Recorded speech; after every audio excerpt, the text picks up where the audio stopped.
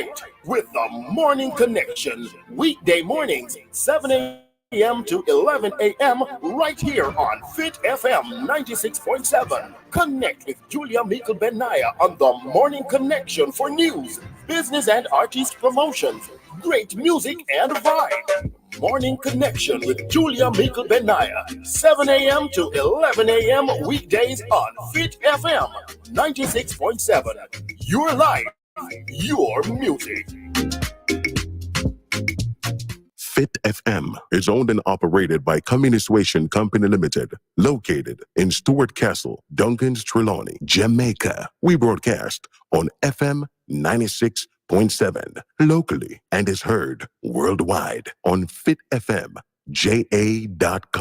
Our mission is to amplify diverse voices and opinions, inform, educate, entertain, and engage listeners of all ages and lifestyle while promoting responsible community development. Fit FM 96.7. Your life, your music. Blessings and light. This is Aymara, the musical revolutionary. Your host and the community buzz on Fit FM 96.7. Your life, your music. This and every Monday at 3 p.m. From the home to the community to the wider world. Let us be the change we want to see. Join me this and every Monday at 3 p.m. on the community buzz on Fit FM 96.7. Your life, your music.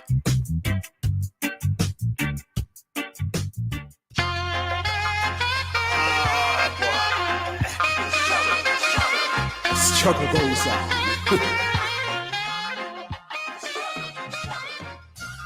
We are the builders of the pyramids. We are the builders of the stone cities of Zimbabwe. We build them White House. We build them factories. With blood, with sweat, with tears. With flesh, with bones. Them use build them economy.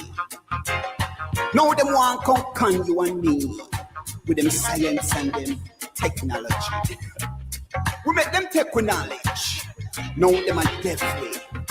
Them are blindly. We are walk, we are ride, we are drive, we are fly. Nah, look, nah, see. Eyes focus on the screen of an iPhone, Galaxy, tablet, Blackberry. Wake up, look. Uno no sister them a bury with. Ancestors crying out. Them a weak, you see we heading back to slavery. Robotic, digital, technological slavery. The rich take them session, call it recession, left the world in depression.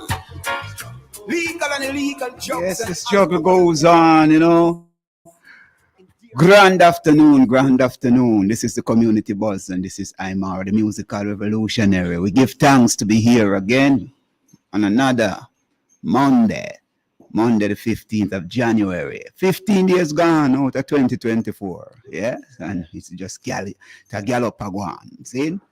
Each minute, each second, each day, you know, we're just moving. You know what I mean? So when people say time waits and no man, it just keep moving. You understand?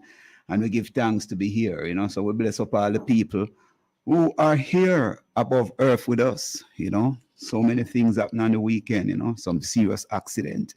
Why I'm telling you, these people, you know, I am seeing these people using these high-end vehicles as weapon rather than comfort and, you know, leisure. Them just use them as weapon on the road. Very serious things are happening, you know, when you look what is taking place with people driving on the roads today. You know, so we have to say, you know, we know what so much talking, so much laws and this that put in place, and you know, it is just what they call unruly behavior. You have all things what they call unruly fest now, and people just unruly, you know what I mean? And that is what we see happening, you know. Nobody want to take responsibility and be in control of themselves. Everybody is just on a fast ride, you know what I mean? And the fast ride is just madness. But we have to give thanks, you know. I know that there are times we have to just slow down, be as calm and, you know, relax within yourself, you know, and observe the higher principles that is within you, you know, and be at one with it. See? So we give thanks to the people that we met over the weekends, you know. Over the weekend, we meet some beautiful people as usual, some we know, and, you know, every time I go into the market, you know, just feel the vibes of the people I'm inside of the market, especially a man like, yeah, market is a nice vibes for me on Saturday morning, you know. Shango and the man there, you know. Shango is just a sweet soul. Me I feel always talk about Shango. Never buy something from Shango and Shango no say, take up 3 something over there, so. Take up 3 grapefruit, take up 3 lemon, take up 3 lime. Then they I feel. Saying, bless up Mr. Lyons too, you know. He was here in the community, but when I time want bring in Shango come talk, you know, because the man there a real Rasta man and them I serve them community well. You see it? I will bless up Mr. Lyons, you know, the man who really understand farming and just have a nice vibes, you know. You go around him stall and you see how the people you know, operate with him, you know, just that nice you know, family vibes, you know what I mean? You know, look like say he's a man just a sell, you know, he look like his even in customers them just a wall a sweet vibration. And every time we go there we feel the same kind of energy and the same kind of vibration. You know, so we bless up the people in Europe, we bless up the people in South America and North America, we bless up the people on the continent Africa. We give thanks, you know, because you know that we are going worldwide, you know what I mean? And we are also healing up the people who tune in to primal4k.com, you know, we are small cost in there. So bless up Joel, bless up Mihim, and bless up the family over there, you know, bless up the IDMC, and we give thanks for this connection. It is Fit FM 96.7, your life, your music. You know, so many things happening and the political arena. See? So, like we read something that the people can hear what go on. We see the Prime Minister made a statement recently, now the PMP rebutting, you know. So, the opposition People National Party has rejected, has misleading Prime Minister Andrew Holness's statement that his administration did not inherit a growing economy. In an address at a party meeting on Sunday, Holness said his government has created the economy which has allowed for current infrastructure projects and prevent tax increases. However, in a release to the media on Monday, the PMP said its tenure from 2012 to 2016 was a foundation for the country's current macroeconomic stability. I want to stop right there, so, because if there's a macroeconomic stability, what the PMP really has say, you know? Because if this government is in power and they are saying there's a macroeconomic stability, what you really said then, Mr. Opposition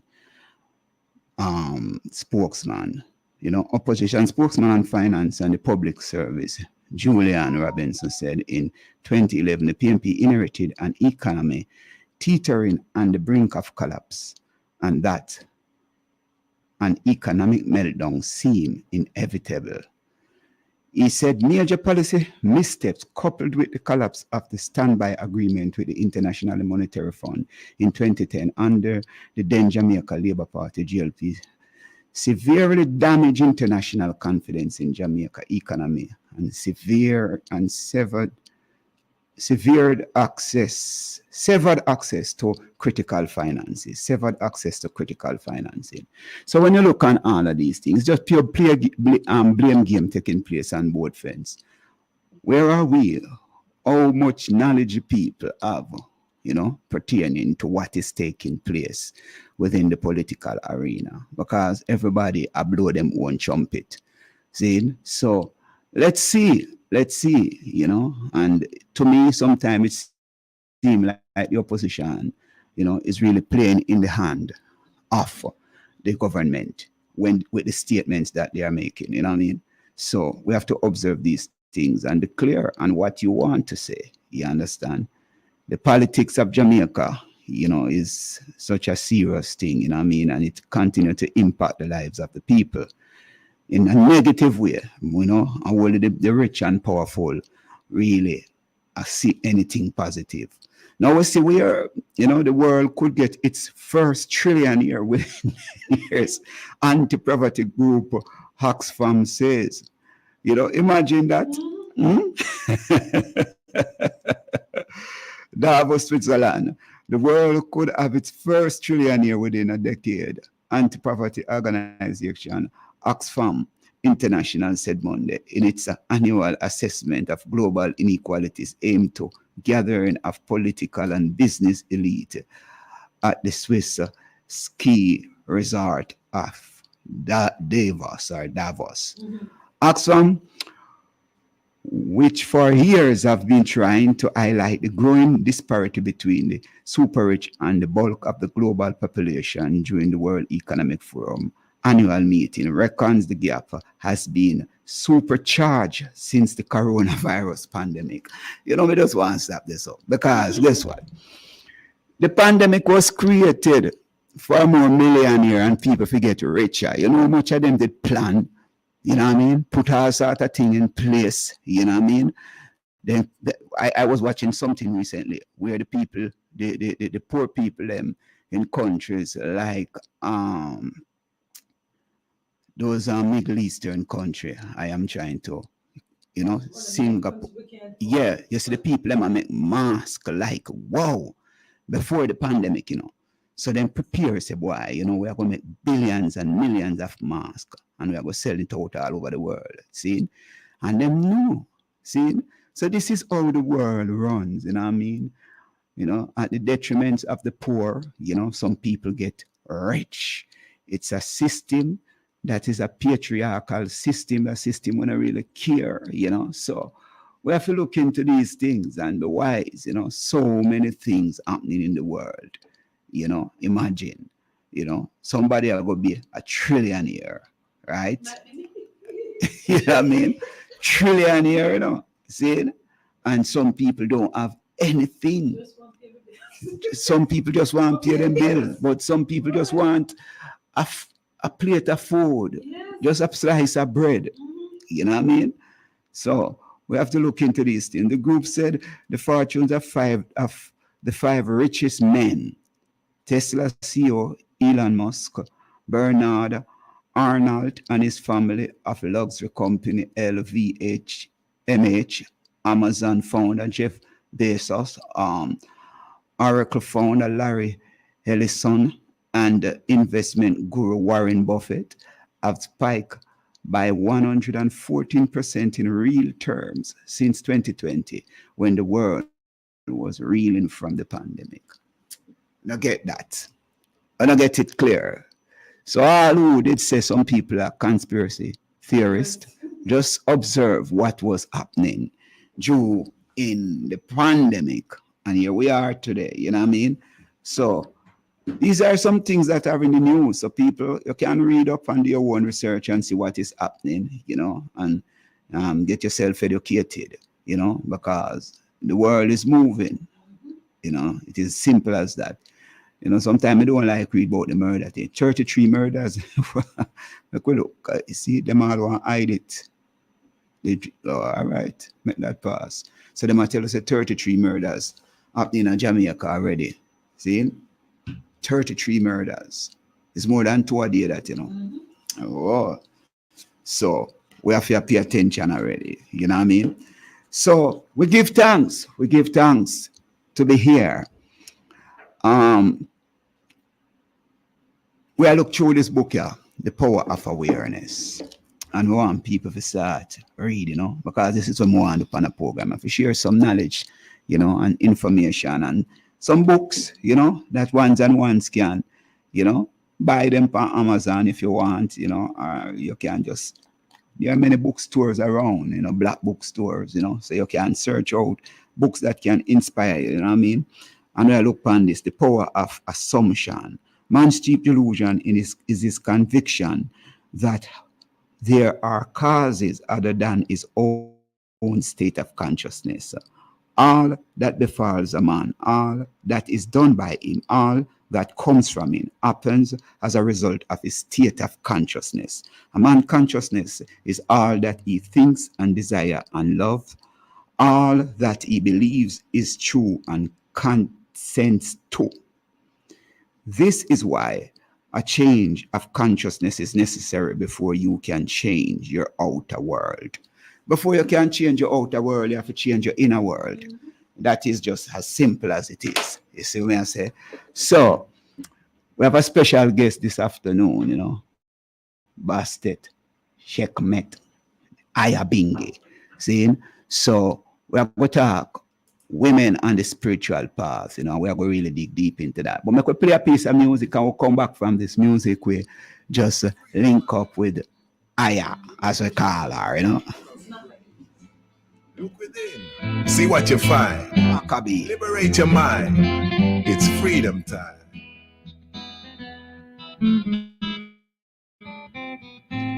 A freedom time, it's time to free your mind. A freedom time, it's time to free your mind. A freedom time, it's time to free your mind.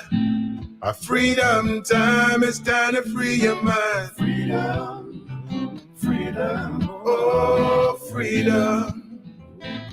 I tell them about freedom, freedom, oh freedom. Yeah, yeah, man. Sure. Gotta go to a higher heights, gotta go to a higher plane. Gotta break those mental chains, gotta take them from your brain. If you could elevate your mind, then you never ever be the same. Say things gonna change, you're gonna light the flame. You're not gonna play the game, so strange. Take away the pain, take away the pain.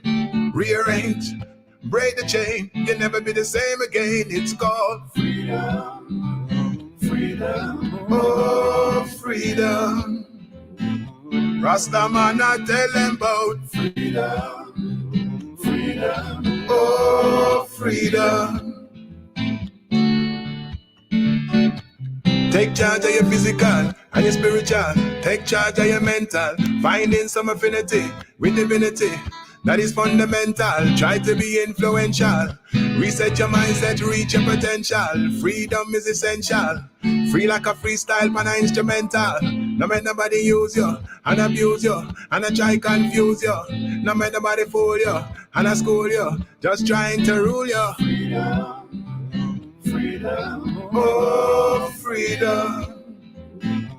That is what I'm talking about. Freedom, freedom, oh freedom.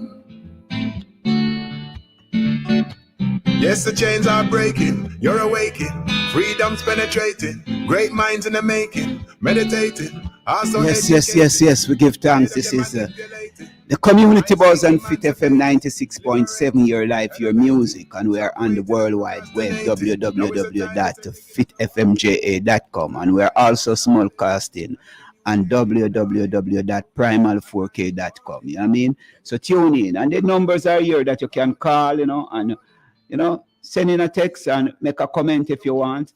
876-478-9144, 876-513-6668.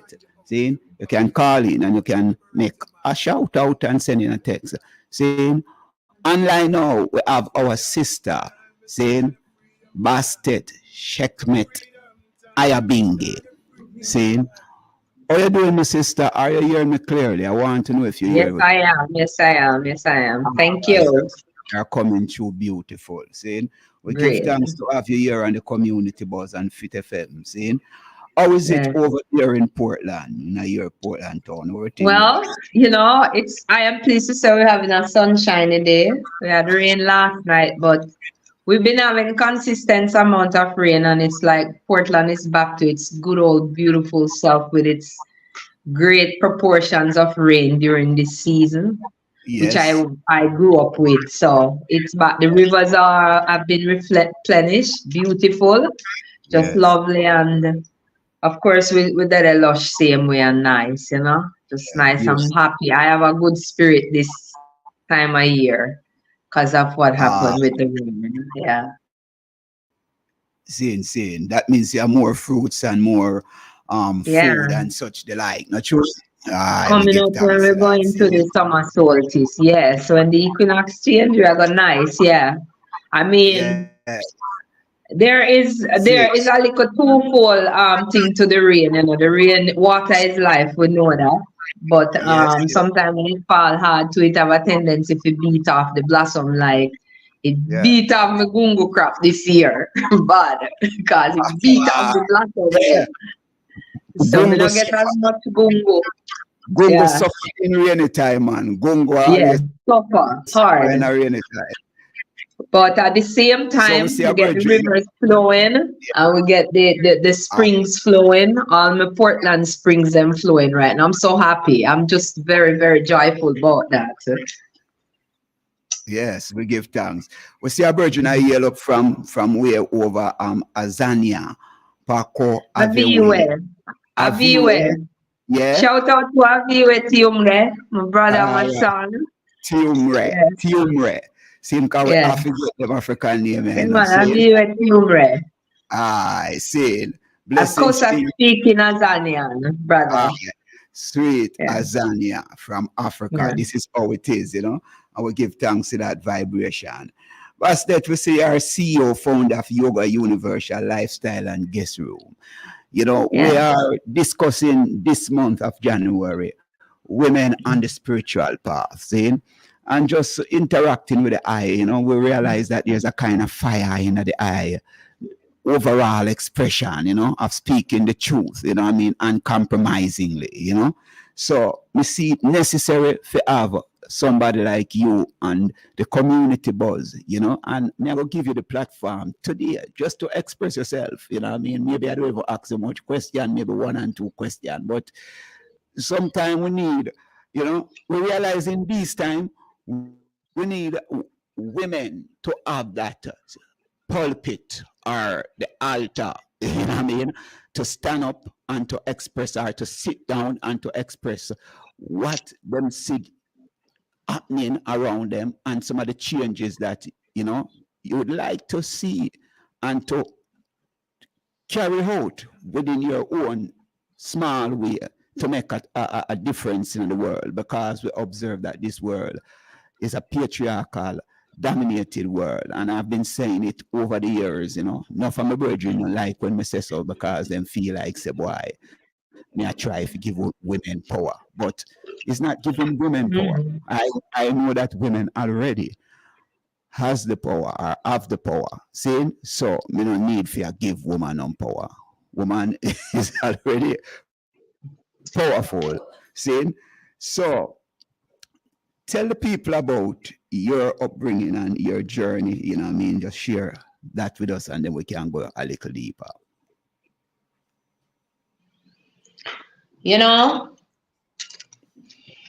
Greetings, my brother. Thank you for having me on the program. I love reason about them thing here, because them thing here vital, because I personally, as a yogi, I come from a perspective of balance. So to any brother who will listen to this program today, this afternoon here, you're not going to hear a woman coming on here trying to bash men. No. Particularly Black men, whom I'm most concerned with, because those are the ones I know. Those are the ones I was raised with. And I may have a lot of Black men in my family. A lot. So I'm quite familiar with their ways and norms and everything. So I'm not here to speak down on men. I come to give a balanced perspective. And so here we are, a people dispersed. Some of us also have indigenous roots in these territories that we have found ourselves, because we were everywhere before the colonizer, invader, enslaver came about. We were everywhere. We had laid our footprints everywhere. It's the only reason why the Euro-Asian Academia tries so hard to suppress what they like to call African history. It is African cosmology because it existed before anything else existed. So as a yogi, I come from that balance of truth. And it is not a place where I'm seeking to be better than anybody or anything else, because I never thought that way. That's not something that occurs in my spirit, to think I am better than anything or anyone. So, but it's truth. And that's what you said in your introduction. Is truth, is to speak truth, is to seek out truth. But then what is truth? Because we hear people speaking all the time and they say things of this nature like my truth or your truth. The truth bows to no human shrine. The truth is universal, is a universal energy, is a universal principle. Truth is like to breathe. It's a truth. Like it cannot be questioned. It's nothing analytical about it. If anything, is the right brain would understand the truth of the breath, because you have to just do it. You just have to actualize it. It just happens. You wake up doing it, you go to sleep doing it. It's the truth. So those truths are the ones I kind of stay with, because they are irrefutable. Irrefutable. Yes, The existence of the sunshine, that's another truth. The water, the air that we just spoke about, and then the land, those things are irrefutable truths. Those are the things that I subscribe to. Those are the sustainability of who I am as a netter, and simply meaning that I am a part of nature. I'm not a guest of nature. I'm not a lord of nature. I am a part of nature. I exist within the cosmos like that. And that is African. That's intrinsically African cosmology, intrinsically indigenous knowledge. If you speak with indigenous people, wherever they sprung from, wherever they're rooted from, this is really the basis of their levity. Yes. So it's a oneness, you know, and that's how Rastafari, hence the magnetism of Rastafari, that's why Satan and skin stand up. Because you know me, I'm Mara when me live Rastafari, you know. Me not live Rastafari upon a religious foundation. As me tell people, me sun, air, land, water, moon and star, Rasta. Yeah. I live with nature. I don't try to get too technical about life, because me just over said that the sun sustain me one way, the water sustain me one way, the land sustain me one way, and most importantly the air, the oxygen, which brings about another universal principle like truth, is reciprocity. Yeah, So and I bring up those two, you know, because reciprocity comes through a feminine energy of my heart. Yeah. Truth is the same way, comes through a feminine energy of my heart. You see, certain principles come through a masculine energy, and certain principles come through a feminine energy. So you see the balance? Yes. And when you look at my heart, which the ancients teach, I say, my heart was before even the universe came into existence, and it came into existence with the universe. So it is existing all at once as everything existed. Yes. Yes. So it's not controllable by man. So is the truth, because the truth is a principle of my heart. Reciprocity is a principle of my heart. Balance is a principle of my heart. They're not, you can't manipulate and control. They happen. They happen. So the people that is trying to bend things out of balance, we know now, say, there's so now when you talk about, say, if you're really a sin, it's a sin to not breathe properly. Explain that, because a lot of people don't even in tune with their own breath. Ah, So when you say it's a sin not to breathe properly, as a yogi, right? Explain it to the people, because breathing is so essential, especially conscious breathing. Explain that. so we And spoke about reciprocity, a divine principle of universal principle of Mahat, which is governed by, what we call the declarations of innocence. I have not lied, I have not stolen, and so on and so forth. It's like 145 of them. We tend to use 42 of them. And so when you speak about reciprocity,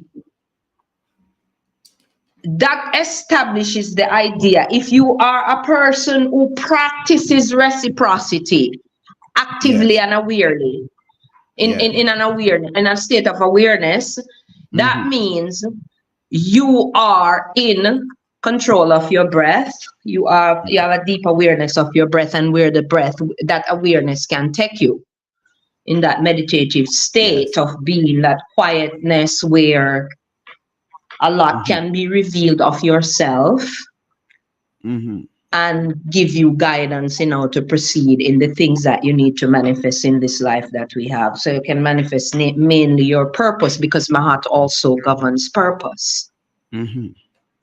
Right? So when you talk about reciprocity, it means that one of your purpose in life is to breathe properly, because reciprocity allows you to live.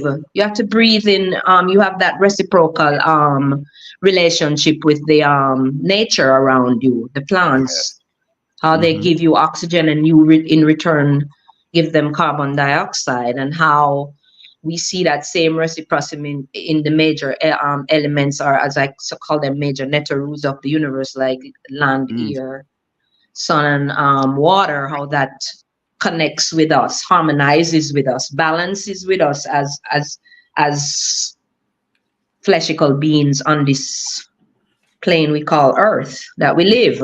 Yes.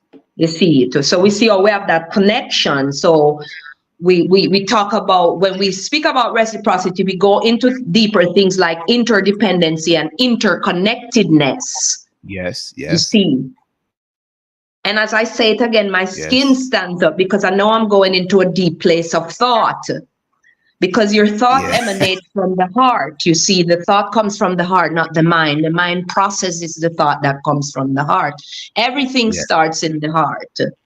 That is why Mahat measures the heart against a feather. We always gonna come forward to Mahat in everything. Yeah.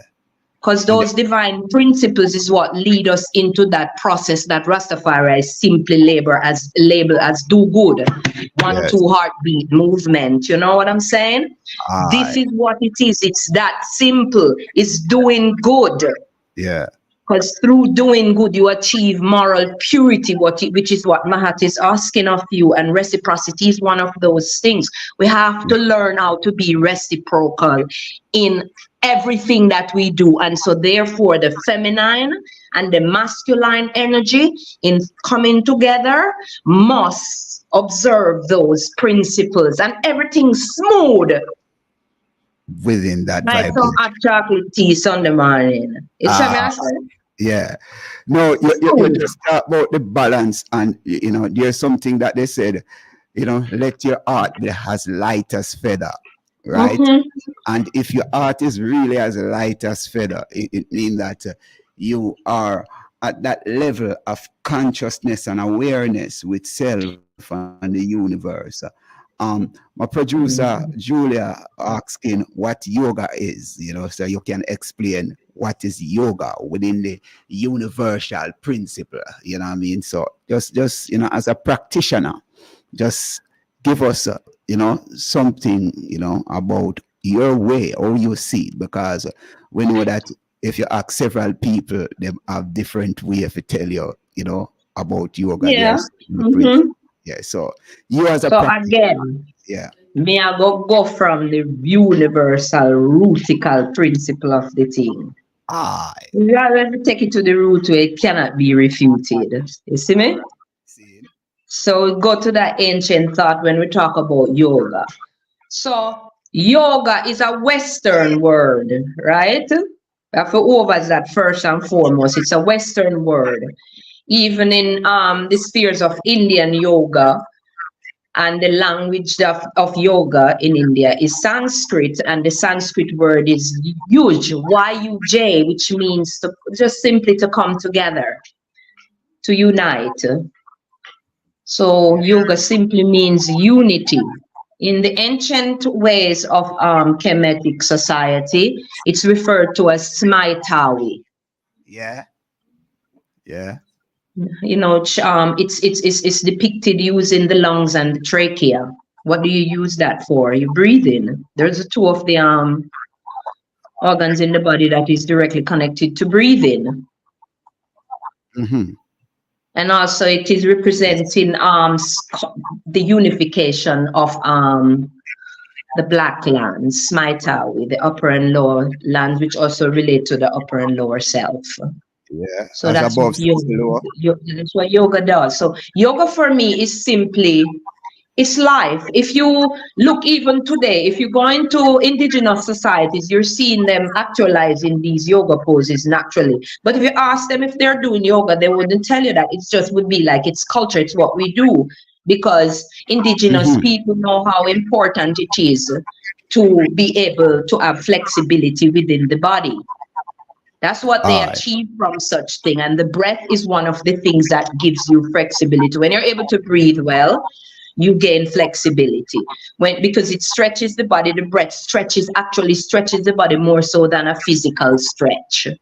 Wow. You understand what I'm saying? Yeah. So the breath is in balance with the stretching of the body, so it's more effective that way, as opposed to like Greco-Roman sort of exercise, which does not incorporate the breath. It's just you jumping around, doing some stretch, hamstrings and things of that nature, but it doesn't incorporate a deep inhale and an exhale on the relaxation of the exercise. You know what I'm saying? Yes, yes, yes. So it gives the body even, it lengthens you more, and it helps. It's very helpful if you're an athlete too. Like if you run, or if you play basketball, or you play football, any sports, it enhances it. It's because of the awareness of the breath and how you use the breath to bring about flexibility and suppleness within the body. Whether it's the spine, the legs, the abdominal area, the neck, anywhere, the fingers, toes, everything. Yoga works with the entire physical, and then it goes deeper now into the spiritual. Because when people talk about spirituality, I get this idea sometimes when people speak about spirituality, they're talking about something like it's something like a religion that you can try to grasp, like a religion. And we already know so religion is not the easiest thing to grasp, but spirituality deals with the breath. Yes. It's the breath. Yes. When your body transpires, it's the breath, it leaves the body. That's why the body no longer can work, because the body requires oxygen to work. So that's the spirit leave. When they talk about the spirit leaving to the body, I think people are looking to see some form of a shroud. The spirit is the breath. The spirit is contained in the breath. It is what brings oxygen to the body and brings that oxygen into the blood, to the DNA where the memory lies. And the spirit of your ancestors are in there, which is connected through the breath. That's how you connect to your ancestors, through life, your breath, the DNA, the blood. Everything is connected in that manner. I'm telling you, I'm speaking these things and my skin is standing up over here, okay? Because it's not anything that complex. It's simple. It's a simple thing. The ancients left it simple. This brother Muata Ashby has a book called Egyptian Yoga, The Philosophy of Enlightenment, Volume 1 and 2. Whenever you read any one of those books, like, it's so very simplified the way he put it together. What the ancient people you know, what they studied and observed using a system of what I always say, intellectual speculation, reasonable intelligence, and keen observation over periods, cycles of time. Not these short-term studies that these people will do 8 years for a master's and think that they're in charge of knowledge. No. You had to be initiated a particular way. It's not just about length of time either, because in ancient Kemet they showed you that even children of 13 years old were genius because they were using their pictorial brain, as opposed to the 7% of their analytical brain that they're using today. So knowledge was being grasped at a very tender age, you see. So these things now that people, like, the world is complicated with information, whether it's in the medical field, whether it's in their so-called colonizer education, or it's in social studies, in sciences and everything that is happening, agriculture and all of that stuff. It's just an overload of information of things that they're doing that's really detrimental to humanity, and particularly to Black and brown people throughout the earth. Particularly, but I say to humanity at large, those who fall into the category of humanity, because there are some people on the earth that I would not refer to as human beings. But I'll digress. I'm not going to name names. Yeah. You know? Yeah. So, yeah. So, when it comes to, given all of that said and done now, so out of this enslaver, this invader, colonizer model that we came out of, patriarchy, it's rooted in patriarchy. True. And so when you look at indigenous people across the earth, them operating from that paradigm, and at no point in time when they were supposedly liberated from this so-called colonizer was any thought given to their mental state of being and how they should proceed now as a people who had been robbed of their everything. No effort was put into that idea of what we now today call reparations, but I call it more than reparations. I'm talking repairing the damage of psychological conditioning over centuries that we have received to deny everything about we, so we grasp up certain things where the colonizer give us, and then so forth. So now, even when you look at male and female relationships, we're operating from somebody else's model of how to be with each other. We have not taken the time to figure out a way. And then we also have to look at this thing too. When we look to Africa, we see that Africa was also under siege. So we have to dig deeper too. We have to dig deeper. That's where yoga comes in for me. Yoga brings me into those quiet spaces, awaken memories within me that will frighten the average person if I tell you some of the things. So you have DNA memory. You come from DNA that is older than 6,500 years old. You have to understand certain people history is that young. Certain people history is very old. And if you know that you have that DNA residing with you, you're going to have to go past that 6,500 year, that limited, that limited thinking. And over, say, you have memories sitting inside of you. And if you really just do good, sit up in yourself and meditate, eat right, think right, is right action, is right action. Them have the Dharma wheel in Indian yoga will show you all the right things them way for doing, right action, right meds, and everything, right excellence, everything have to be done right. And the thing is, people is like, how you know who is right and who is wrong? It's not how I know. It's not how you know. It's how we all know collectively. It's how we all know collectively what is right and what is wrong. Is your experience. Yes. Yeah. Yes, your It's what experience. we all know because He's seen us to know. We know. Yeah. I know when I say something wrong to another person and wrong another person, sometimes them have to come tell you for you get up and say, well, yes, I was wrong. I shouldn't have done that. I'm not going to let that happen again. And that is what I call atonement. Because as long as you're able to make it not happen again, then you atone for your behavior. It's not so much seeking nobody's forgiveness. You should forgive yourself for doing someone such a wrong thing. Because it speaks to your character and the person that you did the wrong thing to. That's my heart thinking. The You're balance. over. Yes. Yes. You take care. And this is where you see, you go back to, as they call it, the 42 admonition or the 42. Yes. Yes. It's the same thing. I will never, I shall never, I shall never, instead of thou shall not. Thou shalt not. I have not. Yes. I And I have am not lied. It's important. You Yeah, can I have say not that with lied. I have- conviction. Yeah. Yeah. You know, I have not violate my brother's wife. I have not all of these Yes. principles. You are Yeah. taking responsibility. Yes. See? Absolutely. We have people, we have his girl 77 from Primal Media, you know that we are Yes. simulcasting on primal4k.com as well. She's saying Yeah. people don't know how to breathe. Some are still catching their breath from the middle passage.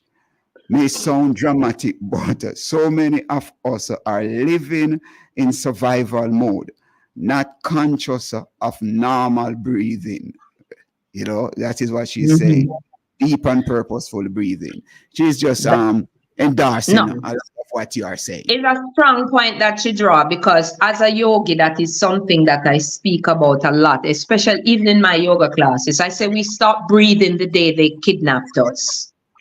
Whoa. And then that breathing became even more shallow when they put us in the bottom of those ships with the filth, the rats Whoa. piled on top of each other. We have had centuries of not breathing coming into this dominator culture, put on an auction block, degraded and humiliated Yes. to beyond description, buck broken, and everything that is this disgusting to us as human beings totally broke our spirits. And I said we have not breathed for centuries. We've not breathed Yes, well. yes. Yes, my sister, I am so happy you brought that up. It's so valid. It's so true. It is so true. And so when I teach yoga, those are the things I want to remind us of. When we start breathing, when we started breathing so shallowly and gotten to the point where we're just barely surviving this life. And that's why it's important to find something that is off us to use as a discipline and a way to bring us into the awareness, not just of our breath, but in totality of who we are. And I think the breath is the totality of who we are. Because if you don't breathe, you do nothing. You have to breathe. You have to have that breath to be able to do anything else. Yeah. She's asking a question here. How would they go about learning how to relate to each other as their ancestors did? How much real knowledge do we have as far as how our ancestors related to each other? I believe you said it earlier, and it is in our DNA. That's what you said earlier. Yes. It's to find it within us, my sister, because it's been broken. It's been badly shattered. I call it a traumatic,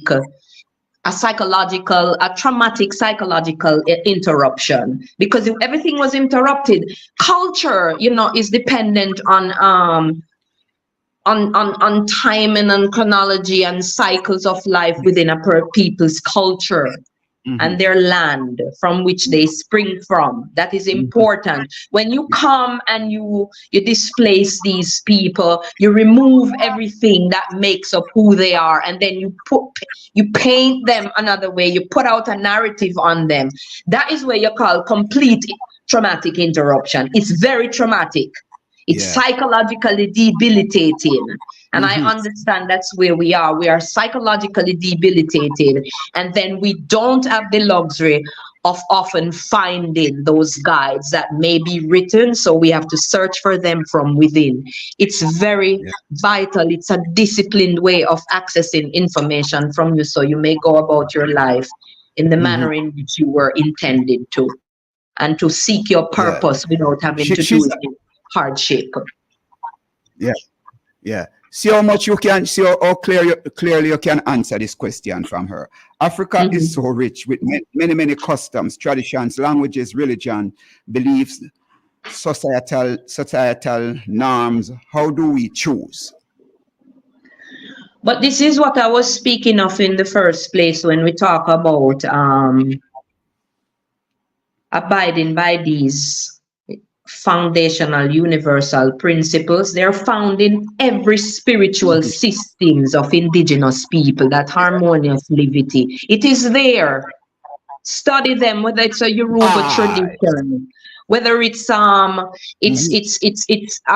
spiritual systems that come out of the south of Africa, the west of Africa. There is voodoo in Benin, which we see the Haitian people bring forth, corrupted, yes, because we had to practice them in a corrupt environment. So of course they're going to become somewhat corrupt. You see, there was spiritual system that were based. If you look into these things and you study like the shamans of these cultures, you notice everything they're doing is somehow connected to the river or some trees or some plants or the sun or water. And I find that extremely interesting, and how I see things all over here in Jamaica, surrounded by those things as well. In like just vast expanse, especially out here in Portland where I live. You see me? So there is a commonality amongst these different spiritual systems. So whichever you're comfortable in, I think you pursue it. If your spirit draws you to the Yoruba tradition, I think you should go with it. And you dig deep into it, and you will find Mahat there. You will find the spirit of Heru there. You'll find the spirit of Asar. Because all of these different names that we're calling, they're just representation of different aspects of the Supreme Oneness. Those representations of the different divine aspects. Because Heru it represents Heru is a peaceful warrior, the esoteric warrior. Heru is who then call Osiris. Asar. Asar is the Greek Osiris. Asar is who they call Horus. Is who they call Horus. Heru. Yeah. Heru. So, and Asar represents leadership, resurrection. And if you delve deeper into the story of Asar, you will see the mythology surrounding it. I like to call it the African cosmology surrounding it, is to describe to you what leadership is about, and what and who is leadership. Who can be a leader in the society? Our people establish that. You have to be a leader by just being a person who is always governed by the principles of the universal principles of Mahat. That's what they wanted you to understand. Balance. Yeah. Yes, the balance. You have to be a balanced leader. You have to be truthful. You have to be a one who is ready to, you have to be righteous in your approach to the people, and make sure the people in your community is given right. They are upheld by your actions. They follow your actions because your actions is right. And there is no need to defy you. That's what leadership is about. You bring in harmony to the society, reciprocity, propriety, which is one of the principles I find to be like what leadership really need, and that is correctness of behavior. As His Majesty said, to be first in place. One has to be first in merit. To be first in place, one has to be first in merit. This is something we want. To be first in place, repeat that. One has to be first in merit. You know, So if you want to put you have to yourself in a understand. leadership position and you govern yourself by them principle there, you're not going to do nothing wrong if you make a one if you say, well, I'm the same, I'm head of this organization and look what I'm doing. You hold yourself to a higher esteem. Because people looking up to you, people depending on you to lead them a particular way. And as His Majesty say, you must lead your people as if to say they're leading themselves. Exactly. You understand? And they always say a great leader is supposed to be a good follower. Exactly. And you learn that to be a great follower of your people as you lead them and they follow you. So reciprocal, still moving into my heart. You see me? Still my heart. That's the principle we talk about and we live by because it is life. It is what me and you there saw right now. I exchange this vibration, the whole reciprocating of life, So, we give thanks. And that's why we say, on this level, we want to have this kind of spiritual discourse. Me have to draw for somebody like you because I don't know if I could have draw to a Christian to understand the depth of this. And what would have caused that? That maybe a Christian, a woman, how she would express herself, because she would still link her vibration to the patriarchal dominated principle that threw us out of balance.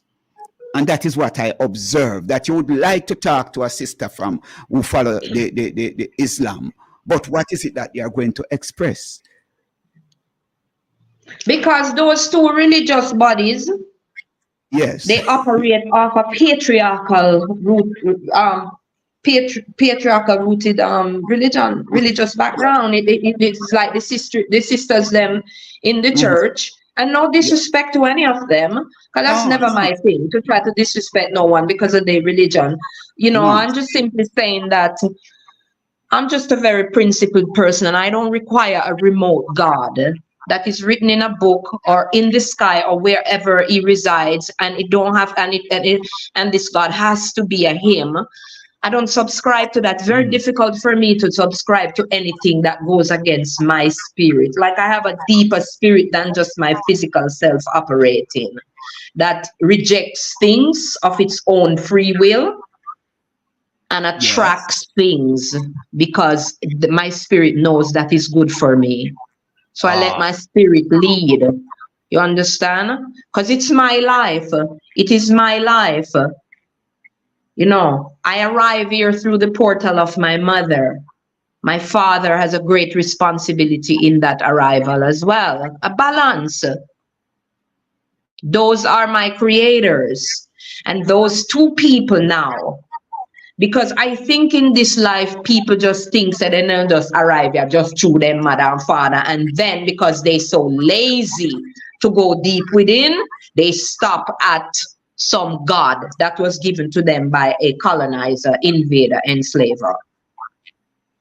It's laziness that causes that. We stop at that because internally, deep inside of us, you can find a whole world of information, of worlds of information, because my mother and father arrived there through some parents too.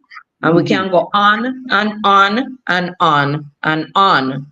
Yeah. Until we go to the longest DNA on which side would be my mother's side, because as she come with the African blood. You understand? I'm a father with some so-called Taino blood, but me think I'm a mother. I got through. So me I go find it, the 4,000-year-old, 4 million-year-old DNA found in Ethiopia, 4 million miles of DNA inside of you. Information stored, right? You see that connection? You are it. You are not separate from it. You are it. And I am reading this book recently, The Power of Awareness, saying, and this is something, man's chief delusion is his conviction that there are causes other than his own state of consciousness. You can't say it any better. You can't say it any better. I heard it when you said it before. That is it. You are no better than your state of consciousness. So it's wherever you limit yourself to, that's the level of consciousness you're going to be.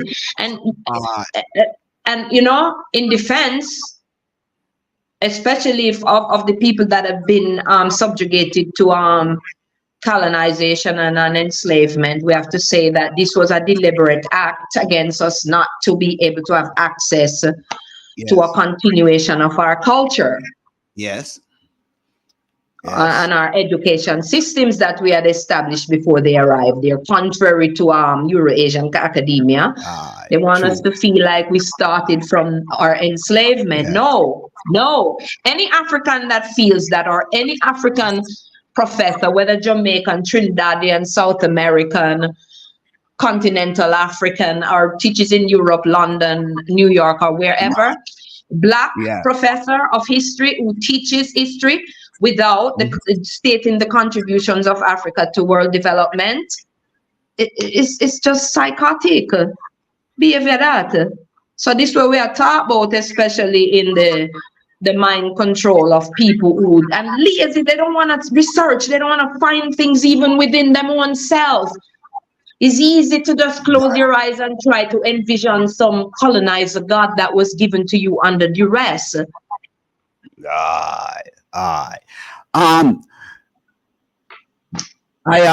Make we allow these people to digest some of these knowledge, you know, these food that you are feeding them with, this spiritual food. You're going to play a piece of music, you know, just sip something, whatever you have them, you know, you always ask, sip something there. So we play a piece of music and come forward. Come forward, yeah. Yes, sir. That is.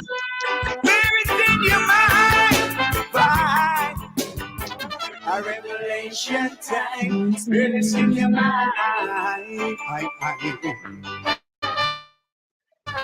A revelation time, keep it in your mind, yes.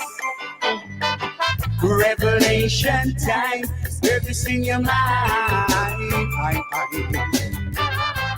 These are the days of the wars in the Armageddon that we have been reading about in the Bible. These abominations, many more will suffer and die out in the streets. But Satan, I know you must get defeat. No more weeping.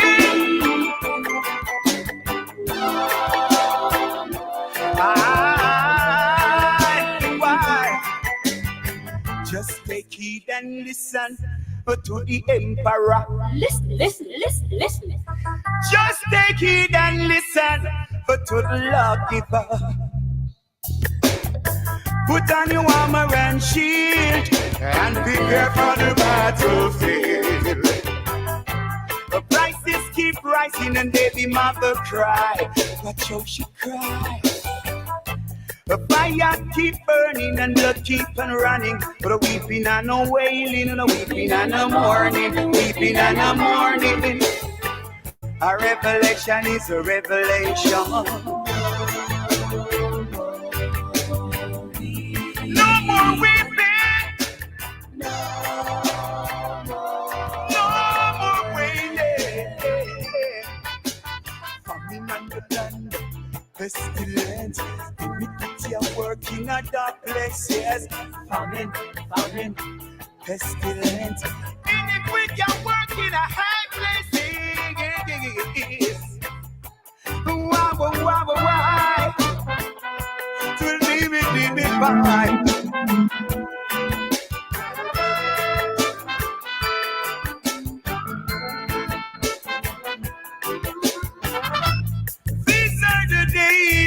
After wars in the Armageddon that we have been reading about in the Bible, these abominations, many more will suffer. This is Fit FM 96.7. Shalani's Radio. Your life, your music.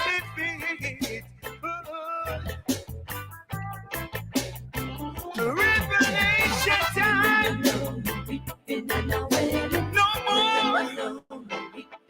Yes. Revelation time. A lot, we are revealing here, and I hope you are ready to, be filled by what we are expressing here, because there's so much and so many people tuning in from across the world, my brethren Ripton Lindsay from out of England, HMH, she shot out of England as well. Ripton say Akibulan is the original name of Africans, just like the original name of Jamaica is Jamaica. See? So that is my brethren Ripton. Enough love and light, my brethren. We give thanks to the eye tuning in.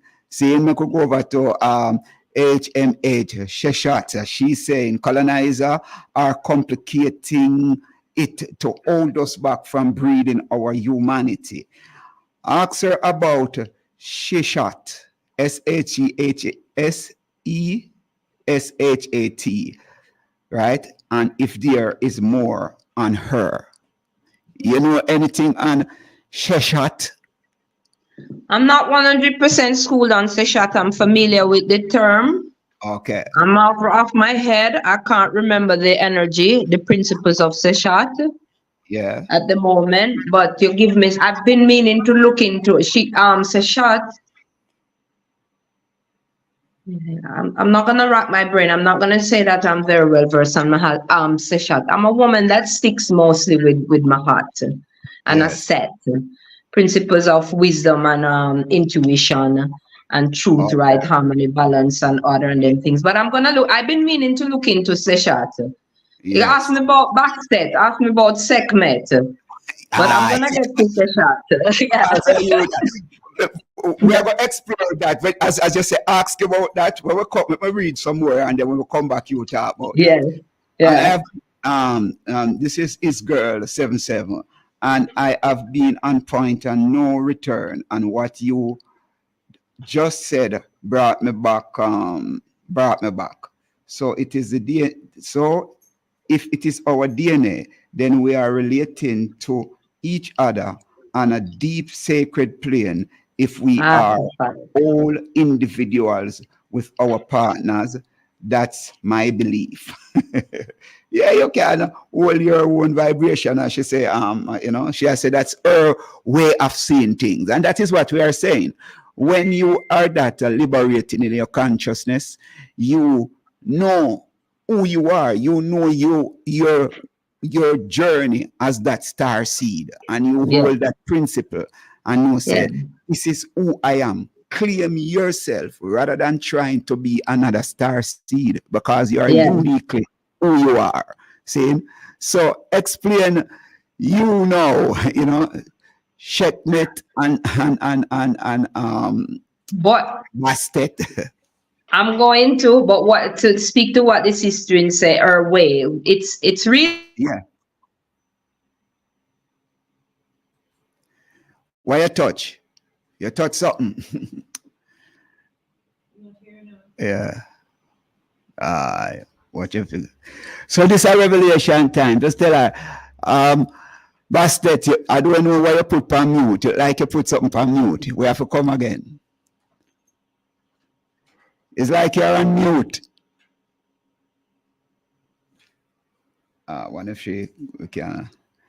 Yeah, play a piece of music. You are there? Yes, I'm here.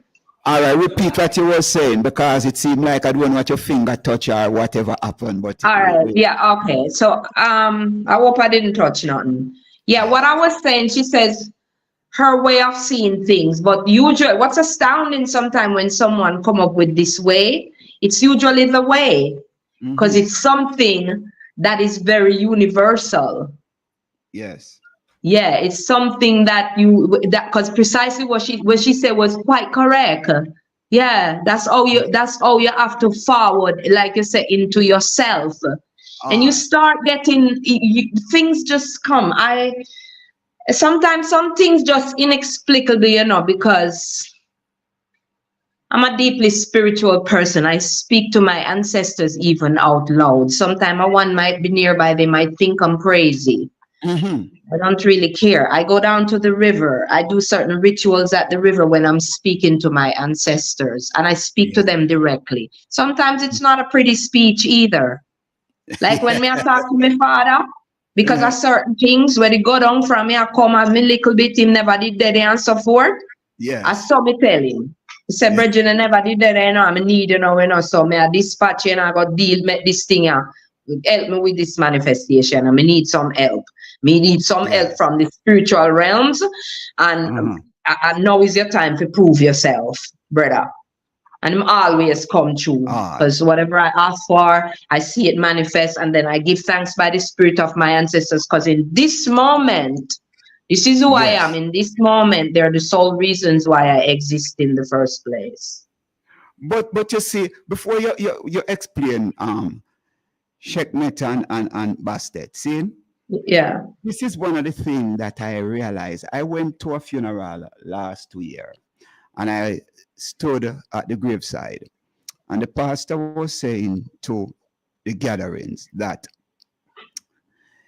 if you see this man, or you hear this man that we are putting down here, know that is Satan that you have seen, because this is the final phase of this man.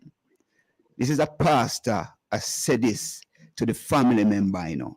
And what he was doing there at that moment is disconnecting those family members. Yes, that's the word that jumped in my mind, disconnection. Yeah. It Now, is what it is. So hearing you saying all of this, you know, and we see so many things happening, Bastet, where, you know, they do everyone with it, have a plot of land for put our ancestors close by us. Yes, much less. They want to commercialize everything, you know, take you away from care, you go way down so that, you know, if, when you want to go back, but even sit down upon them grave or the spot where you put them, for those whole of vibes, you know, with the nature and the frequency from them, you can't even do that. You know, it's a good thing if we know how to keep them within us, not just around us. Because you see, when the colonizer came, you know, that was one of the main aim as part of that control. Is through the religion. Yes. Is to now take the people's culture, ridicule it, somehow get them to start thinking that that is an inferior way of being. And even though the colonizer think them inferior, they striving now to be like they're enslaver. It's a psychological syndrome, what them call it Stockholm syndrome. I don't know how them get Swedish name to a situation like that you did on indigenous people, but I call it that's that traumatic interruption. So anything like is like you take everything out of a person who them is, and you can't drop anything inside it. It's like you empty them out, and how you empty them is by breaking them. So our main aim is self-knowledge, and it doesn't require that you have to go learn a great deep of African history. What I would say is that they have an ancient African proverb that says, make yourself the object of intense study, and you will discover the essence of God, or I say the essence of the divine within. Say that again, because you see, one of the things with our people, we realize that intense study that you're talking, just repeat that. That's riveting at the people in mind. Make yourself the object, and I say also the subject of intense study, and you will discover the essence of God or the divine. Yeah. So people understand that. You have to make yourself, you know what I mean, the object or the subject of intense study if you want to understand the divine within you, because you, the study where you study yourself, you know, is the first thing to study. The divine within you. See, I'm going forward back to the sister. She said, I was raised Catholic Christian and still took part in a renaming ceremony in Ghana. I take it in what makes me happy and what I understand, and I dash where what doesn't make sense to me. That's right. When she says she wears as Catholic, if the original Catholic and then you say Christian, but if you are raised as Roman Catholic, I don't know, you know what I mean? I don't want to get deep in going too much in that, but we understand Western Christianity and we see. Yeah, I see him thing. I see him brainwashing thing. It's still brainwashing thing. You see what I say? Explain now. You say why you did want to explain, the whole thing of who Bastet and Sekhmet is. Yes.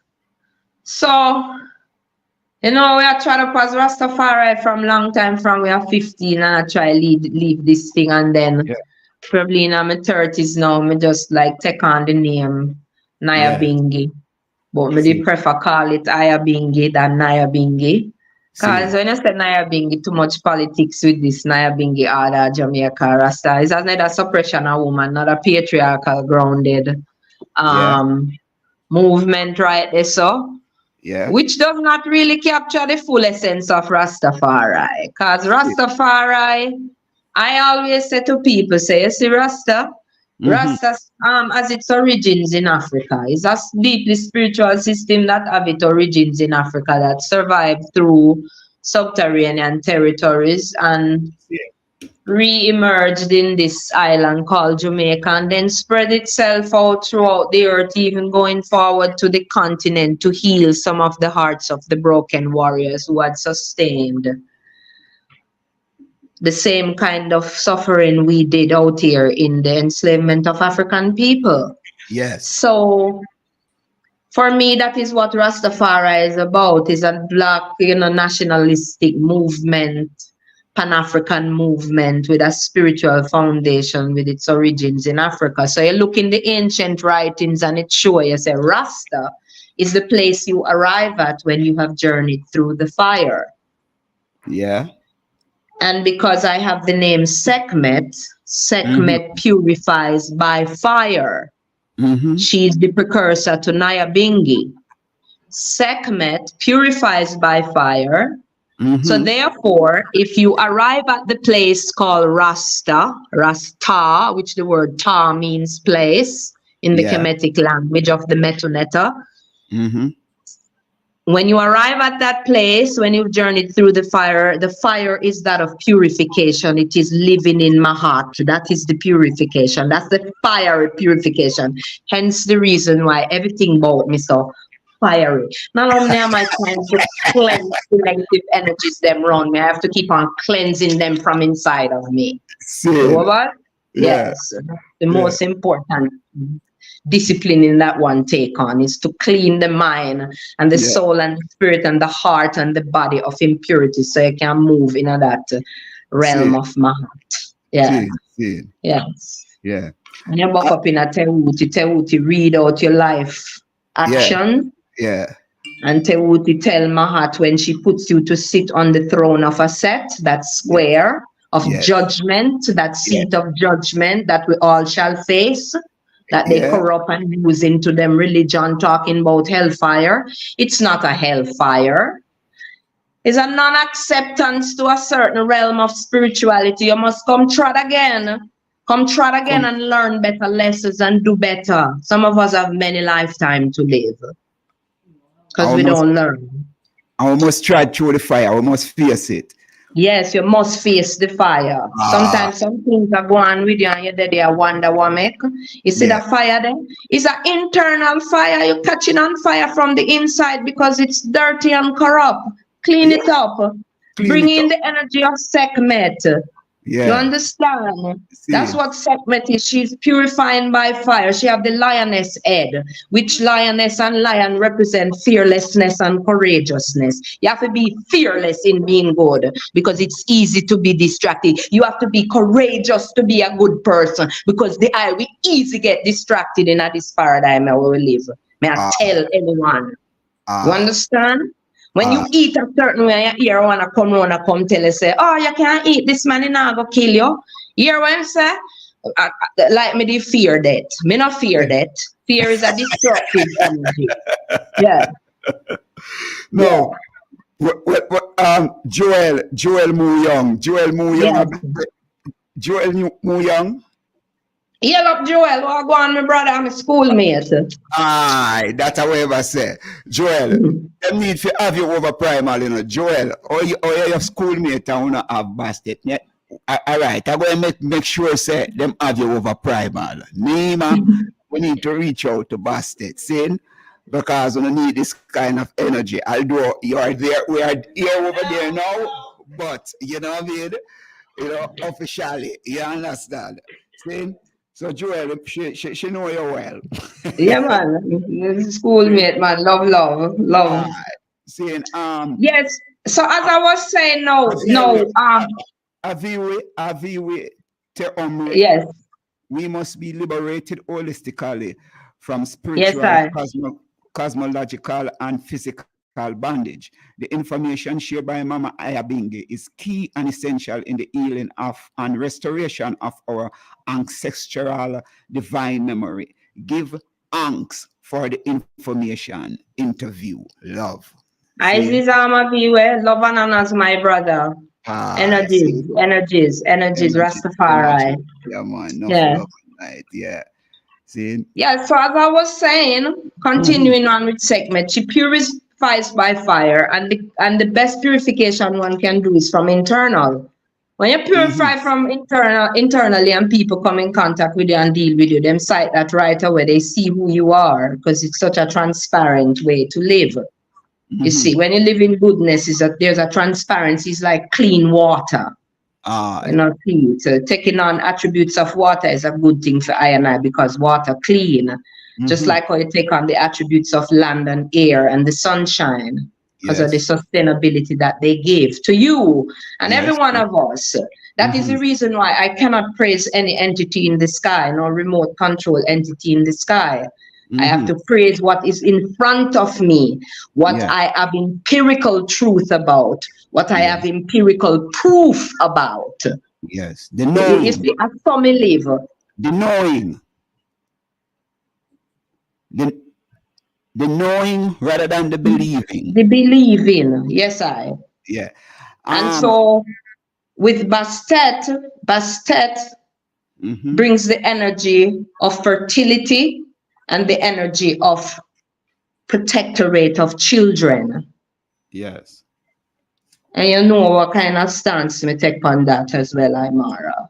Yeah, so you choose your names sometimes too in a bit of ignorance, but as time go on and you begin to understand yourself better, you see how well adjusted you are to the name you chose for yourself.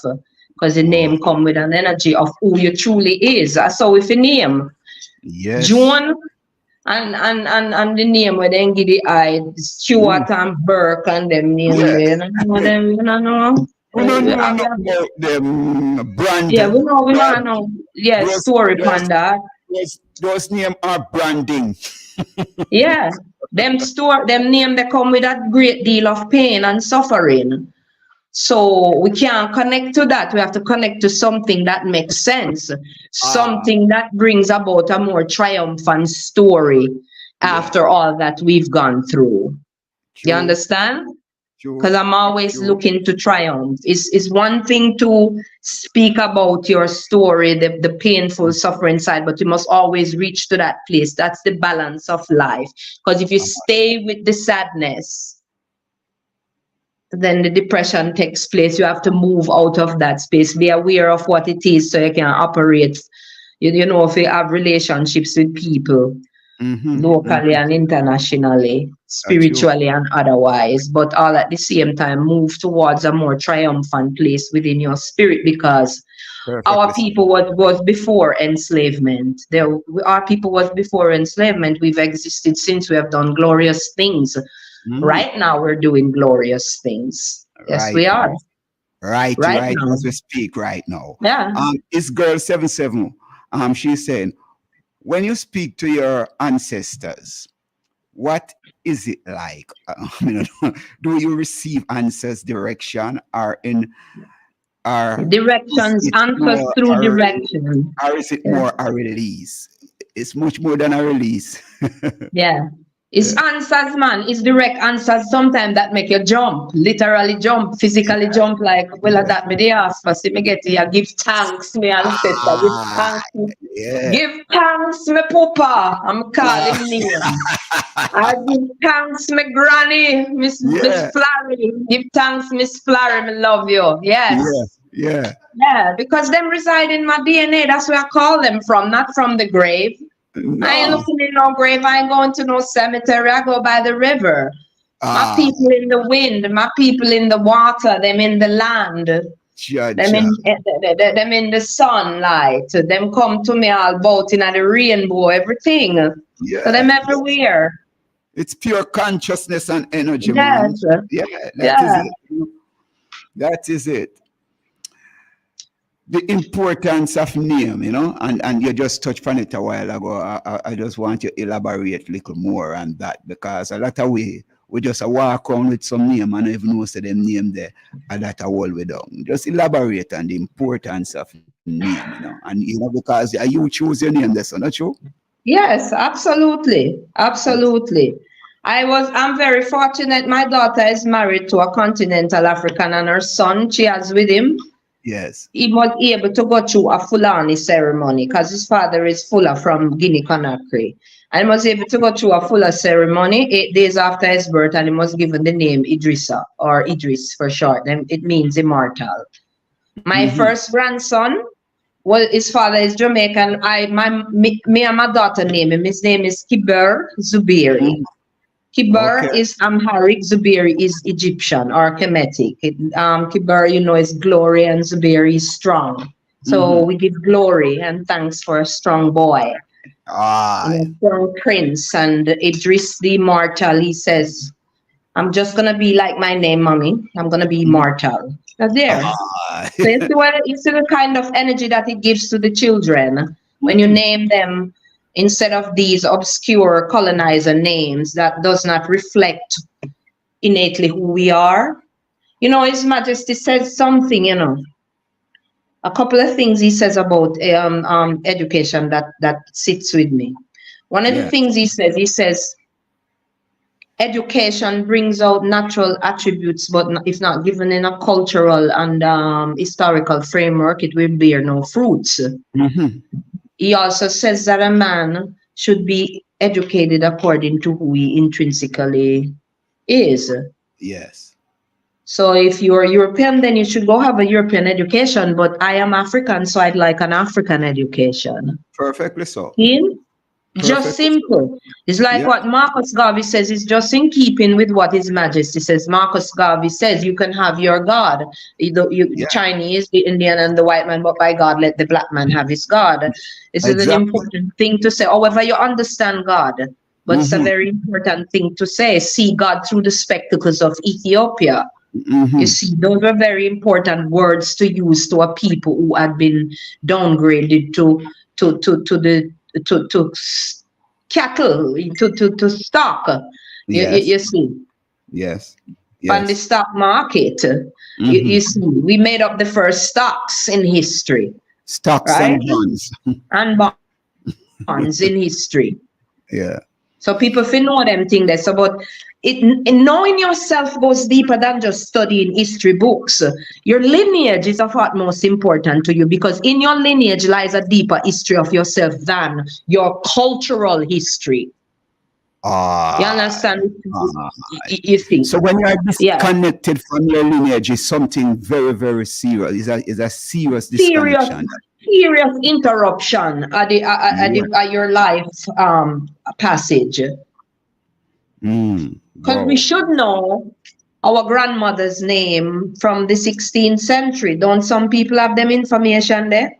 Yeah. In family tree? Yeah, we know. What's up with that? Those who are ruling the world today, that is what they are ruling. And you see how them use that lineage, just how important that lineage is to them. They learn that from indigenous people. Because that is the knowledge. Yeah, from us. They learn that from us because knowledge of self is first knowledge, and that is indigenous knowledge. It's of your lineage, where you come from. Where do I come from? Was there a rapist in my family line 4 generations ago? Why? Somebody in my family today got raped because some retribution had to be served. Whoa. Because karma had to be taken care of. Whoa. And this poor innocent child of today now falls into that place where they have to get retribution from that incident. Is the man I'm marrying have certain things going on in his family?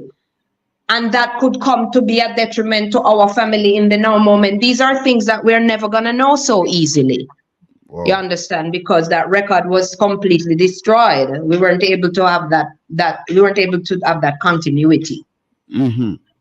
So this is where we're operating from. We have to understand that, and in understanding that, we try now to restore within us the memory of who we are. You can. It's possible.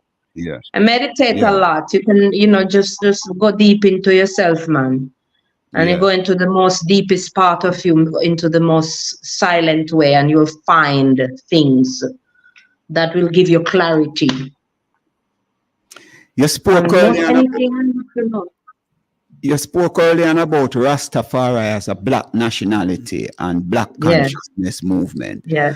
I see a little discussion going on in social media. I raised that, I had that discussion with a sister, who is of a European ancestral background. She was trying to dictate to me about Rasta, and I'm saying, but come tell me about something that is from us, and whether I'm wrong, yes or no, I am saying no European can claim Rasta, because Rasta I agree 100%. Rasta is black consciousness. I see the argument going by one drop. Some people try to justify it. I'm Mara. Explain that, my sister. Go on. We are going back to bring up the whole of the controversy down here, right? So we are going on. We are going to go tweeted on. All right. We use the one drop rule with Rastafari. I feel them rule, because they can't move the fence like they have a mind. You can't just come and move the fence every time you feel like, say, well, the batsman too strong and him go licky ball out. I feel so you have to give him 6 every time. You only want to get 2 runs and so forth. No, you can't keep on and move the fence. No, never. Don't move the fence, because as me say, Rastafari is a black nationalistic Pan-African revolutionary movement. Yeah. With an African spiritual foundation. So no white person can be Rastafari. You have to have if I even 1 drop of black blood in you. We are use the 1 drop rule. Read him, right? It is as easy as that. So don't come about it. So we are going to say you can't keep on and move the fence to accommodate you because now you want to come take over a movement and openly a debate an African. A better black pork eating person say them a Rasta more than a white person. We have to tell them that from now. Yeah, we can, and politically we have to say that and defend that, because we realize that them overrun this thing, and and it even gone in our culture. We come out of that too, we see all sort of them a locks up and a grow some tall woolly something and I say them a Rasta. And it is not that. It is a liberty. And it is not just about African liberty. That's important. I'm glad you put it on that. I'm glad you put that aspect of it. See, that is an African liberty, and you have to be African before you can come talk about your Rasta. And that is unapologetically. See? Let me tell you how I tell them. I've had conversations with Europeans. Yeah. Caucasian, unseasoned people, anything you want to call them. Tamahu. The ancients used to call them Tamahus, blue-eyed, blonde-eyed troublemakers. See. The ancients coined for them Tamahu meant troublemakers. Yeah. Let's remember this. It's a serious thing, you know.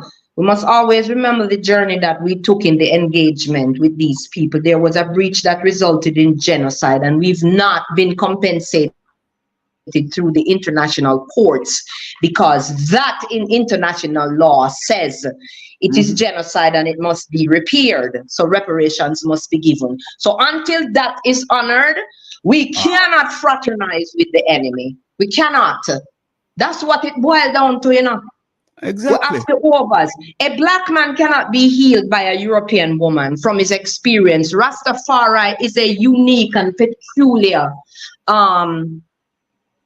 experience that we have that they don't have. So the idea of it all, the blackness of the emperor, Ethiopia and all that, is not understandable to them in that spiritual realm. It's understandable more where as them operate is pan economic exploitative level. So that's how they move through Rastafari. You see, watch how they move through Rastafari, using trinkets and money and going through, making themselves another figure of God complex worship that our people have towards Caucasians, Europeans. You understand? So when they come into the movement, you see the division come, some people against it, some people for it. So it creates division amongst us while them just move through with ease. It's ridiculous.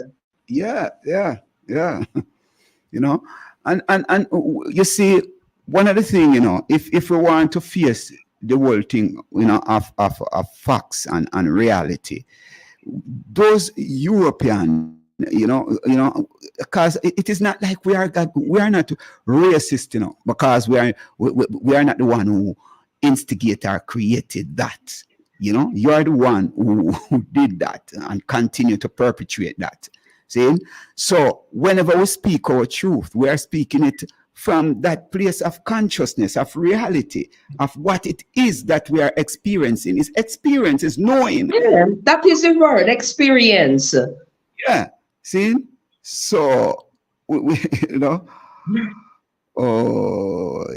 you know, let me tell you something. Let me make something clear to any European who listen to this program or afterwards, is that, and I always tell them this, black people cannot be racist by definition.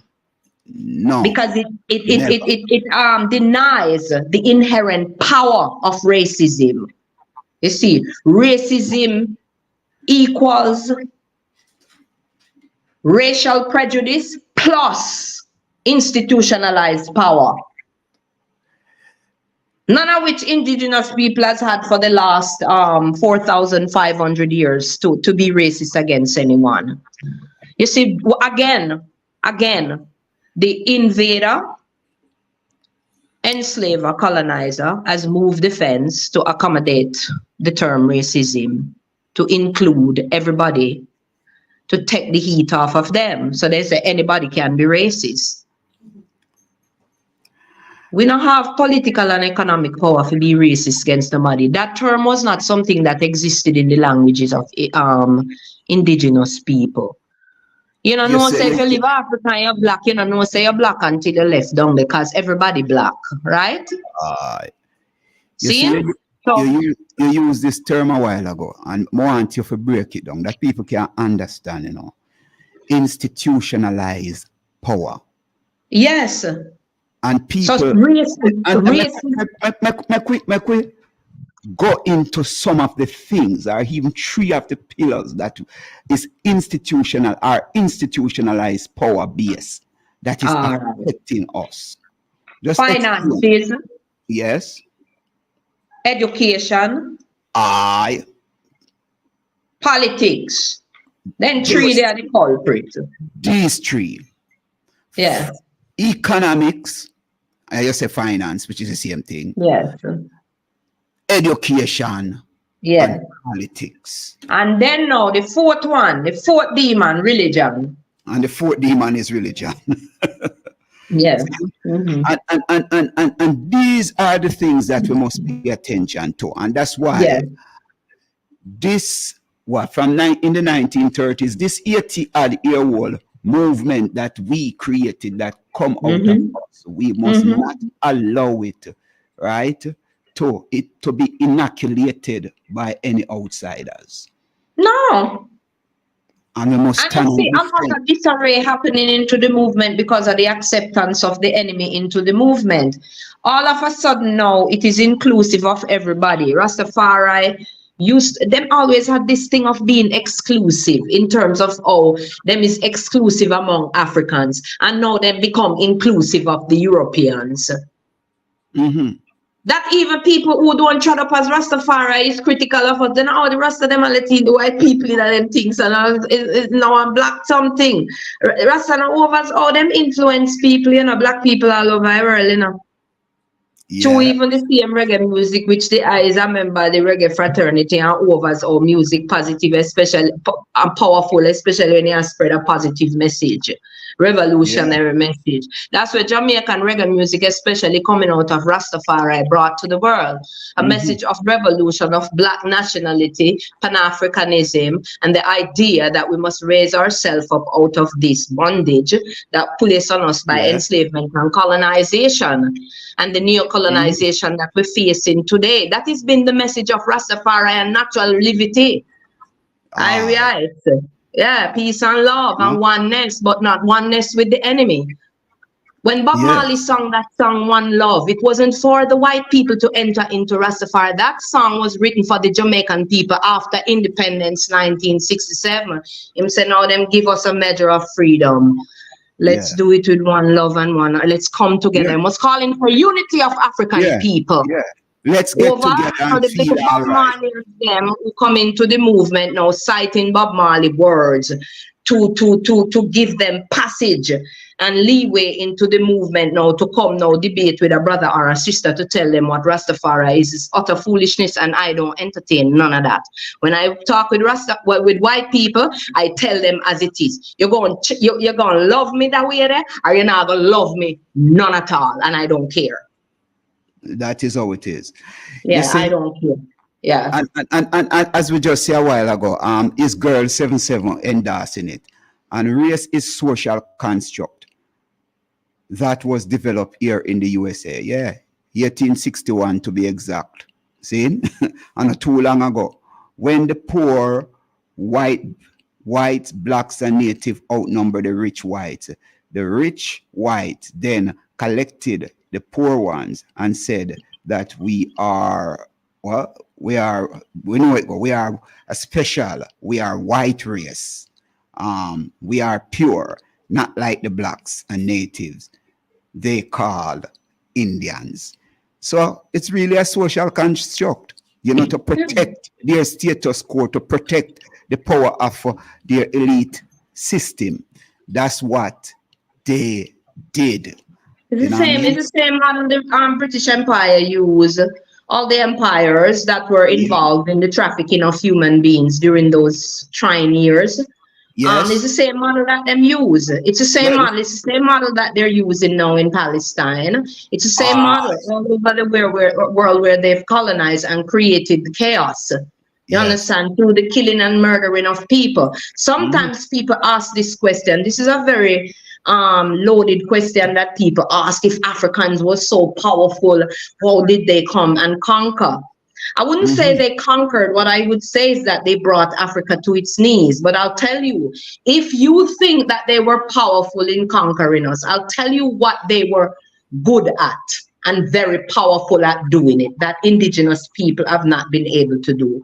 It's the murdering and killing of people to bring you to your knees. Nobody has been better at it than the colonizer, invader, enslaver. Nobody. That's the superior quality. If that's a quality, I would even call it a quality. But that is something that they do very, very well. We've not mastered the art of killing and murdering in that manner. It's against our spirit. I have not killed.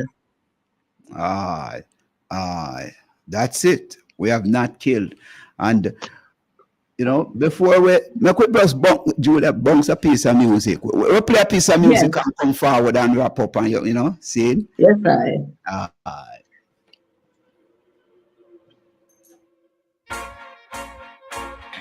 I'll never give up my faith. No, I'll never give up my faith.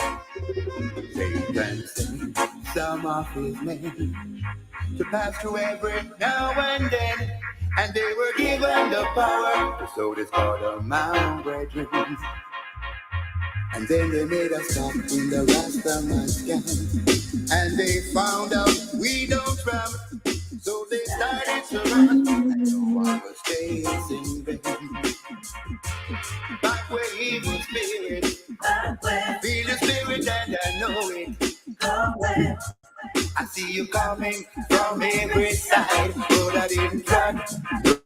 No, I didn't. I just guide and protect me, so the wicked cannot test me. You see, when I come across men like these, I just go down on my knees and I beg you please to rid me of my enemies.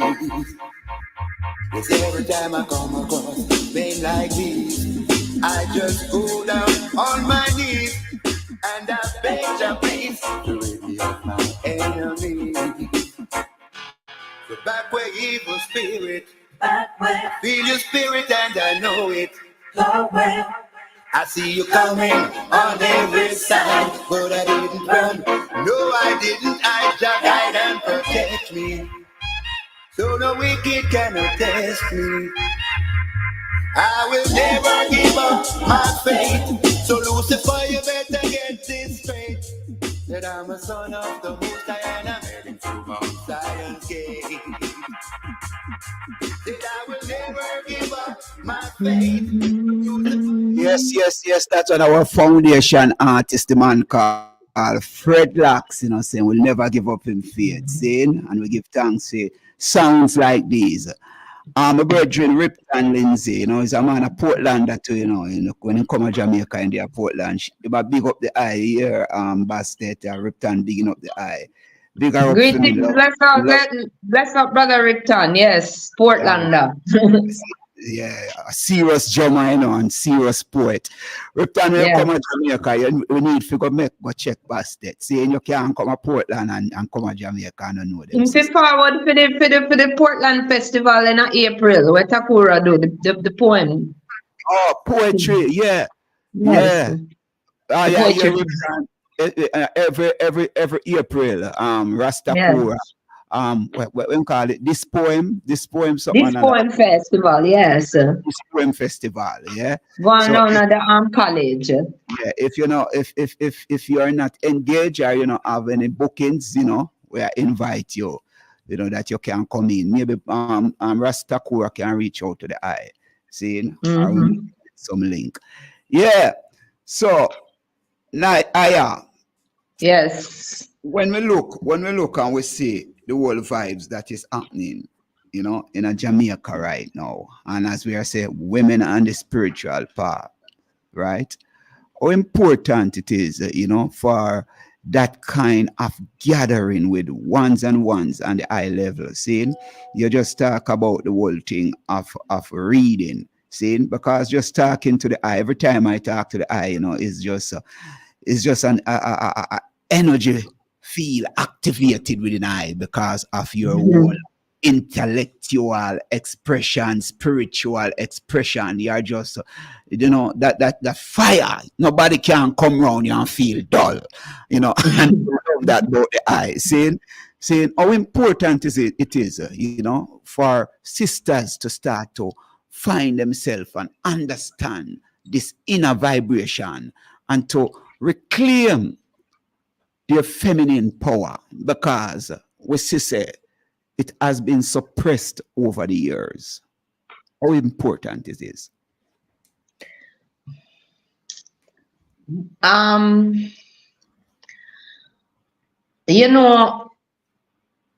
Let's use Rastafari as the basis on which I can speak about a situation like this. Here you have a movement that is saying that them fighting against oppression, but within the movement there is oppression. So, that is antithetical to what the movement is about. Wow. So therefore, when you have that situation happening, is a tug of war. And so the movement becomes stagnant, and we've seen that. So, because there's no movement anymore, there is a internal tug of war, like an internecine strife, like how the colonizer set it up in a different state in Africa. Meantime, them are rob out them resources. So while we have internecine strife, everybody come in and benefit off a Rastafari, steal them intellectual property and things of that nature, and them can't because there's no unity within them to pay attention to the things that are important, because they're busy oppressing women, and in so doing you oppress children. Wow. You see it now. Women voices are rising throughout the planet. You know, there's a Indian woman from India. Her name is Dr. Vandana Shiva. I listen to her. She's a student of Marcus Garvey. She loves her son Marcus Garvey, but she says something. She said the way them treat the earth is indicative of how them treat women. So it is like a hierarchical system that come right down to the mistreatment of a black woman. The white man mistreats his woman. Him and she mistreat black people. And the black man takes on the white man's patriarchy. He uses it against his woman, when in fact the white woman and the white man are oppressed all away underneath them. And but all at the same time, them get black women and put them in positions of power within their system, and use those women against black men to demoralize, to emasculate black men in the process, because as they give them elite positions in their society, they know how to use that against us as a people. So it's important for black men to take note of this, that you don't take on European patriarchy and use it against your women and children, because that is antithetical to who you are, antithetical to any movement that you seek in balance and harmony to rise to a better place. It can't work. It's not going to work. A lot of Pan-African movements have failed because of that patriarchal imbalance that exists, because women weren't given their rightful place in the so-called struggle. And it's the reason why we continue to struggle, because you have to seek a balance, and then your struggle will find its destination and some success, because you're moving through. You remember the three brethren, them go Africa, go Ethiopia, and meet with His Majesty in 1961, Alvarango, Polano, and Dogima. And His Majesty asked them where are the women and children. They came on a repatriation mission. Yes. To Africa. Three man. Yeah. See? You know, and them still, see one still heal up His Imperial Majesty, who crown with the queen beside him. Yet you not try that stream and not one sister in the midst. What kind of madness is that? I was in a meeting the other day in about November, around about November, with some Rastas from globally, and they were talking about amending the Nyabingi guidelines. And what they were most concerned with, that had me very like frightened, because this is our concern in a time when things are go away. And they wanted to make sure the youths them learn 7 Psalms, so them like the fire key to study Bible. They had no other initiative that they were discussing, and they was on the call for more than 4 hours. And all feel like the fire key, how much Psalms they ever sing, and they go farm a youth council and an ancient council, and there was no other plan. They had no farming initiatives, nothing, no social services, nothing but to learn 7 Psalms. That is and still continue to tell women them can't do this and them can't do that, because it comes from a religious place. It's not a spiritual thing. It's a religious order that is being used, like we see in all religions, to oppress women and suppress the voices of women and the importance of women in the society, to maintain that balance that we need to move ahead. Balance. Everything has to be balanced. But we have to look when this thing creep into the movement, because the original fathers them, where did they lead this thing, Leonard Howell, when you look on the community that they had, especially in Pelican, the women was a part of the whole structure, you know, nurses and teachers. And what the difference between them and Brother Howell is what, Imara? He was not biblical. Aye. Aye. So women from St. Thomas to Pinnacle, women were given positions of importance alongside Brother Owell and the family that lived there. Yeah. And the idea is the first sustainable village, it's first sustainable Rastafari village in the Caribbean. First. The idea was impeccable. It should be replicated. Yes, yes. My dear sister, we are talking, and you don't even know you see, when we have one person, like somebody like, we have to have enough time, But we just are going to allow the eye, for us reason out, just talk more about the things that you are doing, and your mission, your purpose, and we just wrap up, I am giving you the rest of the time to do that. Give thanks, Imara. Give thanks, and give thanks once again for having me too. This is a message I send. I send a message of peace and love always. As a yogi, peace and love is important to us, but there's no peace without justice. So I always tell people that yoga is one of the most revolutionary, most political tool that one can use to bring about unity in your community, in your family, at work, at large, because yoga really truly means unity. So those are the things that I always expound, but I'm not a transcendental type of person who so heights up in myself that I am completely cut off from the reality on the ground of the people from which I live among and whom I come from. Those things are of vital importance. Social issues. Me's a revolutionary for change. Once you're a revolutionary, you're looking for changes. And I'm talking social upheaval that benefits the many and not a few. So that I would like to see. Other than that, me's a holistic practitioner, health and wellness, through food, through yoga, through communing with nature. I am just about ready to embark on the first phase of building a Kwaba yoga retreat here in Portland. As we speak this very month, we're breaking ground and building the first cottage. So we're right by the river in Portland. We have everything. We have everything around there. So 1.5 acres. It's going to be loaded with food and eventually cabins and stuff dotted all over the property. So I'm building a yoga retreat to host retreats, wellness retreats, yoga training retreats, different kinds of thematic retreats that is geared towards holistic healing. I'm a healer. I think I was born to be a healer, and that's who I am. Yeah.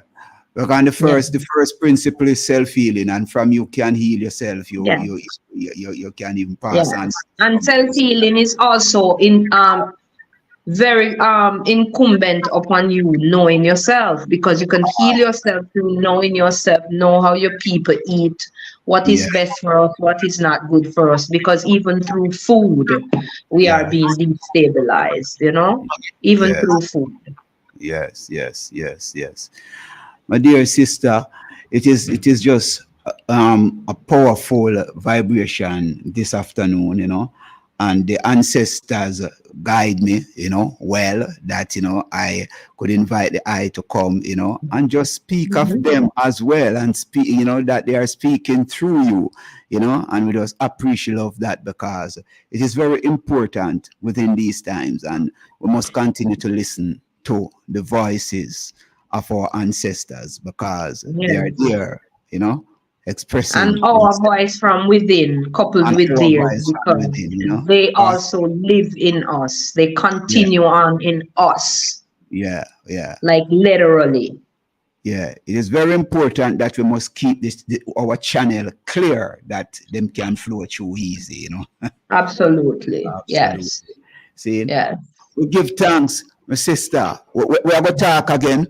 Yes, we have Black History Month celebration coming up the 10th, and and I'll be there. And I seen, and Fit FM is a part of that, 16 bars, Gombe culture, Diana Wright, Imara, seen, And we are going to have the organizer coming in the studio maybe in the next 2 weeks, to come sit down and talk about it and thing, because we have to gather as a family, and Black History is every day. And on like no month, we pass that something there. We just celebrate it from February and give thanks to the founders who did struggle, and we honor them because of that. But we know say our story, our history is a continuous thing. We don't have no 1 month to celebrate because what we are doing now is Black History.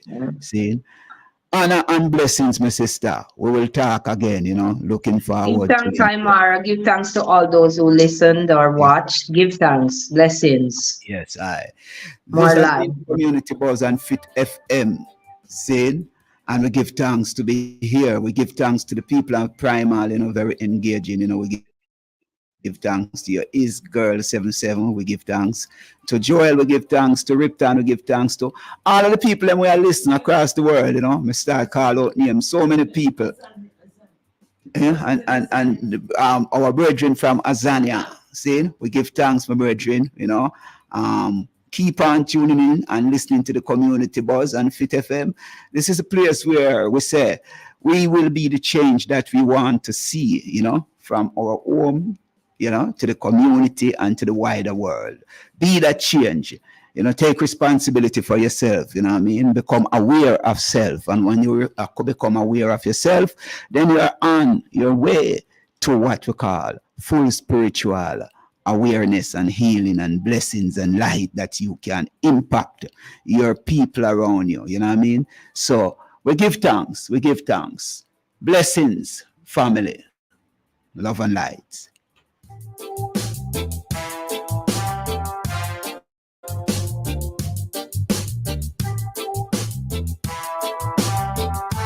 This is a Fit FM 96.7. Shalom is radio.